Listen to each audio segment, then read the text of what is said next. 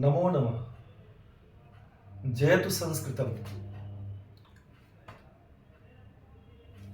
संस्कृत व्याकरण का अध्ययन हम लोगों ने शुरू किया है और प्रारंभिक कक्षाओं के लिए विशेषतः यह पाठ है। कक्षा 6 से लेकर के हाई स्कूल तक के बच्चों के लिए विशेष उपयोगी ये कक्षाएं हैं। आज इसी क्रम में हम लोग माहेश्वर सूत्र और प्रत्याहार का ज्ञान प्राप्त करेंगे। हम सभी जानते हैं कि भाषा वाक्यों, वाक्य शब्दों और शब्द वर्णों का समूह होते हैं।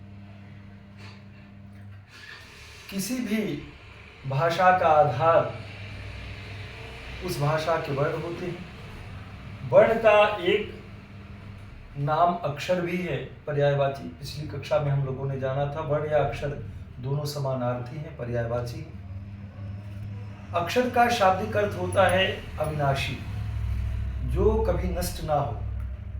हम जानते हैं या हम लोगों ने कभी प्रयोग किया होगा, किसी पर्वत कंदराओं में या किसी ऐसे एकांत कमरे में अगर आप कोई आवाज करें, कोई साउंड, कोई ध्वनि करें, तो आवाज वो बराबर गूंजती है, कई एक बार वापस वही आवाज आती है। और विज्ञान भी इस बात को मानता है कि ध्वनि जो है वो अक्षर है, अविनाशी है। तो वर्ण का एक अर्थ अक्षर भी है, ये हमने जाना। अब आइए हम जानते हैं कि संस्कृत वर्णमाला की शुरुआत, उसका प्रारंभ कहाँ से होता है। संस्कृत वर्णमाला के जो जनक माने जाते हैं वो भगवान शिव माने जाते हैं। और जैसा कि नाम से ही स्पष्ट है कि माहेश्वर सूत्र भगवान शिव अर्थात महेश के द्वारा जब उन्होंने नृत्य के अवसान पर, एक बार जब भगवान शिव अपने भाव में थे, आनंद के अतिरेक में, उन्होंने अपने डमरू को बजाया और उस डमरू से 14 प्रकार की ध्वनियां निकली। ये श्लोक इस बात को प्रमाणित करता है, नृत्तावसाने नटराज राजो ननाद ढक्काम नव पंचवारम उद्धर्तु कामः सनकादि शिष्यान् एतद् विमर्शे शिव सूत्र जाल।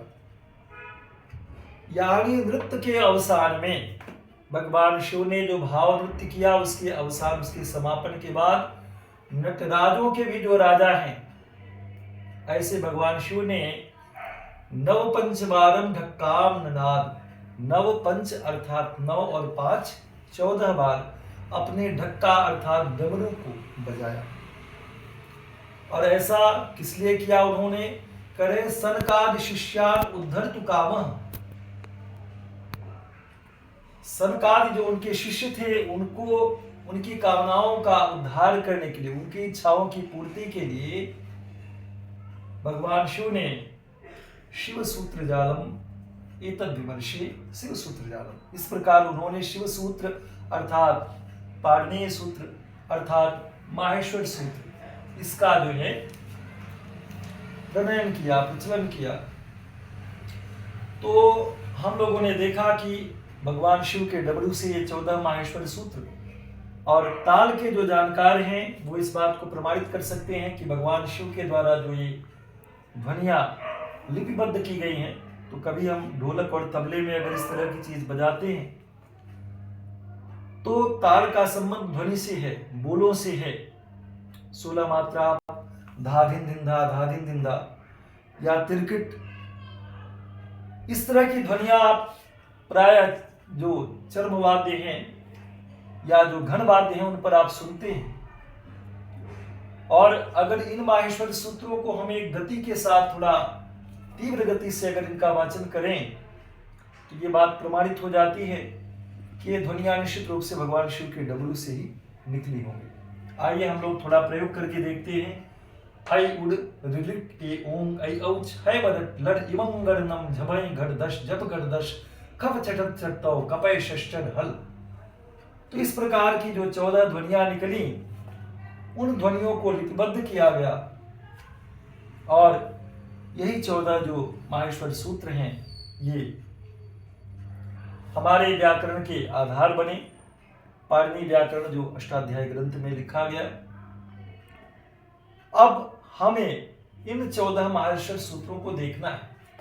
जो पहला सूत्र है ऐ उड, दूसरा है री ऋक, तीसरा ए ओम, चौथा ऐ औच, पांचवा, क्षमता यहां पर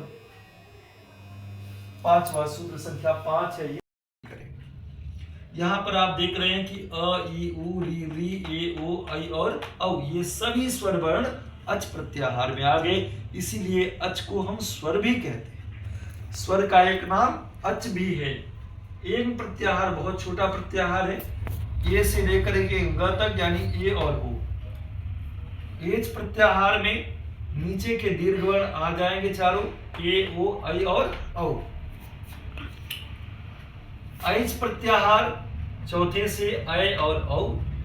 हल प्रत्याहार बहुत ही महत्वपूर्ण प्रत्याहार है। हल प्रत्याहार आप ध्यान दें, सभी व्यंजन वर्ण सूत्र संख्या ह से 5वें की शुरुआत से लेकर के 14वें के अंतिम तक हल तक जाएगा और सभी व्यंजन वर्ण हल प्रत्याहार में आ जाते हैं। इसीलिए व्यंजनों का एक नाम हल भी कहा जाता है। ध्यान देना है। इसके बाद अल प्रत्याहार, ये भी बहुत महत्वपूर्ण प्रत्याहार है। अ से प्रारंभ होकर के अंतिम तक, यानी प्रारंभिक वर्ण अ और अंतिम वर्ण ल, यानी अल प्रत्याहार में सभी व्यंजन और सभी स्वर वर्ण, ध्यान दें, सभी स्वर और सभी व्यंजन वर्ण अल प्रत्याहार में आ जाते हैं।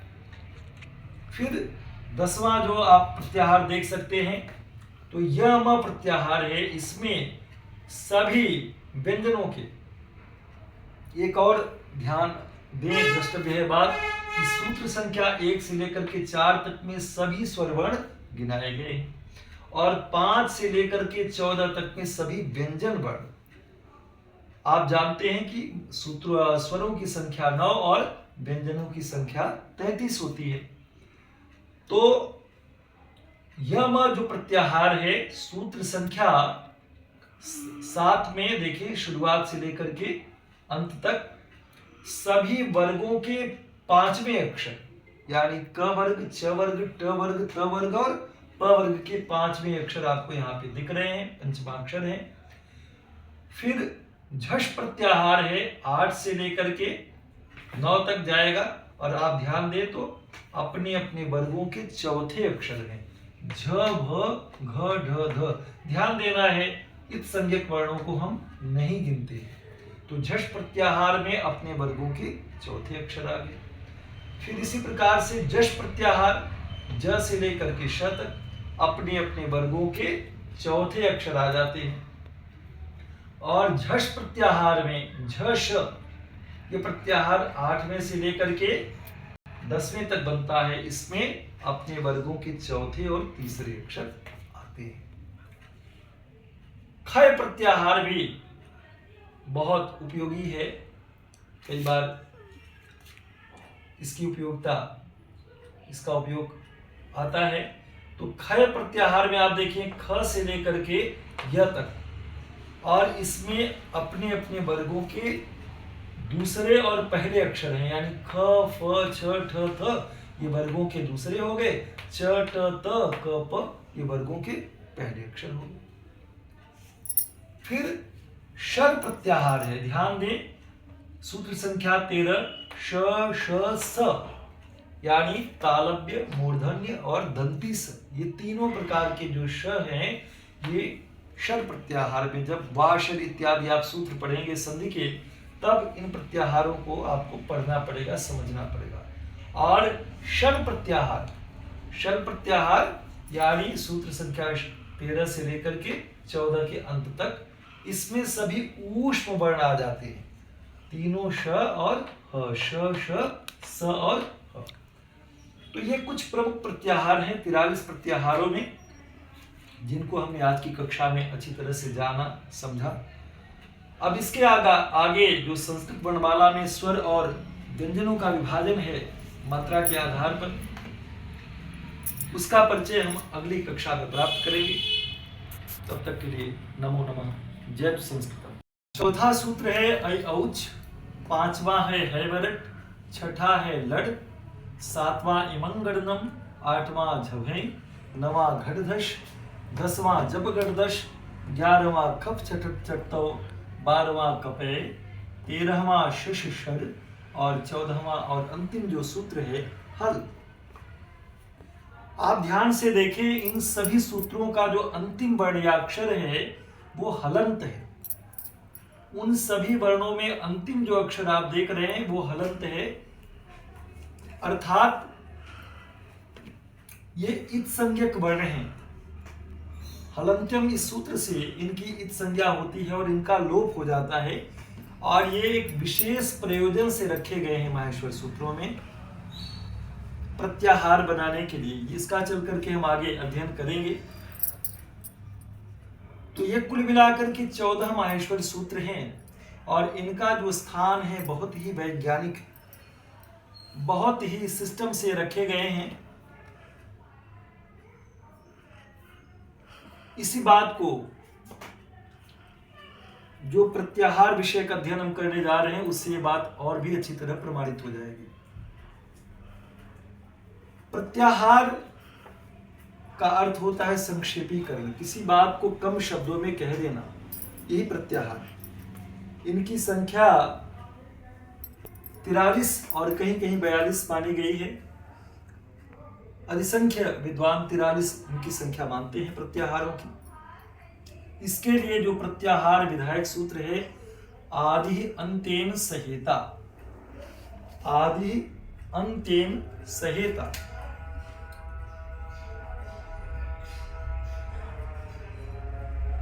आदि अंतेन सहेता, यानी प्रत्याहार बनाने के लिए, प्रत्याहार निर्माण करने के लिए जो प्रारंभिक वर्ण होता है, आदि यानी शुरू का जो वर्ण है, अंतेन जो अंतिम वर्ण है उसके साथ हम जोड़ देते हैं, और उनके मध्य में जो इत्संज्ञक वर्ण आते हैं उनको भी हम ले लेते हैं।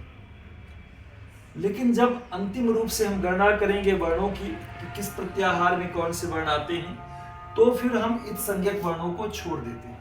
आगे अभी उदाहरण से आप बेहतर समझेंगे। जैसे अड़ प्रत्याहार, अगर हमको अड़ प्रत्याहार बनाना है माहेश्वर सूत्रों में, तो अड़ प्रत्याहार में दो वर्ण हैं, पहला है अ और दूसरा है र। तो हम देखेंगे कि माहेश्वर सूत्रों में अ अक्षर कहाँ पे है। हम देख रहे हैं कि सूत्र संख्या प्रथम जो है वो अ से ही शुरू हो रहा है। तो पहला जो वर्ण है अ और अंतिम जो वर्ण है अंतेन, अर्थात अंतिम वर्ण के साथ, तो हमने ड़ को और अ को, अ के साथ ड़ को जोड़ दिया, और इनके मध्य में जितने भी वर्ण आ गए अ के साथ आदि वर्ण को लेकर के भी उन सभी वर्णों की हम गणना कर लेते हैं। ध्यान ये देना है कि जो इत्संज्ञक वर्ण होगा वो वर्ण नहीं गिना जाएगा। तो अड़ प्रत्याहार में हम देख रहे हैं कि अ ई उ ये तीन वर्ण आ रहे हैं, और ड़ वर्ण छूट जाएगा क्योंकि इत्संज्ञक है। यहाँ आप देख सकते हैं कि अड़ प्रत्याहार में अ ई उ ये तीन वर्ण आते हैं। इसी प्रकार से अक प्रत्याहार हम देखें अगर, तो सूत्र संख्या 1 अ से प्रारंभ होकर के सूत्र संख्या 2 क तक जाएगा, और इनके मध्य में आने वाला इत्संज्ञक वर्ण र और क ये दोनों वर्ण छूट जाएंगे।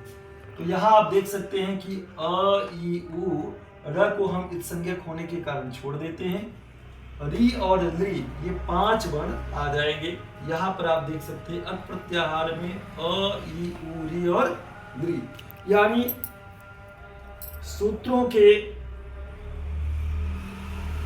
आप देख रहे हैं अक प्रत्याहार में सभी ह्रस्व स्वर आ गए, सभी ह्रस्व अर्थात छोटे।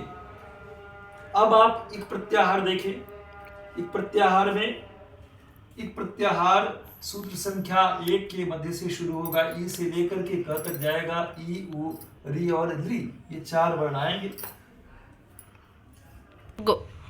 इसी प्रकार से अच प्रत्याहार में आप देखेंगे तो अच प्रत्याहार सूत्र संख्या 1 से प्रारंभ होकर के 4 के अंत तक जाएगा। अ से लेकर के च तक जितने भी वर्ण या अक्षर आएंगे सबको हम गिनती करेंगे और इसमें इत संज्ञक वर्ण यानी पहले सूत्र में र, दूसरे में क, तीसरे में ग और चौथे में च, ये 4 वर्ण छूट जाएंगे। आप गिनती करके देखें तो अ, ई, उ, री, री, ए, ओ, ऐ और औ, यानी ये 9 स्वर अच प्रत्याहार में आते हैं, सभी स्वर वर्ण। इसीलिए शायद इसी प्रकार से अच प्रत्याहार में आप देख रहे हैं कि अ से प्रारंभ होकर के च तक जाएगा, सूत्र संख्या 1 से लेकर के 4 के च तक। इसमें आप देखेंगे तो सभी स्वर वर्ण आ जाते हैं। ध्यान ये रखना है कि जो इत संज्ञक वर्ण है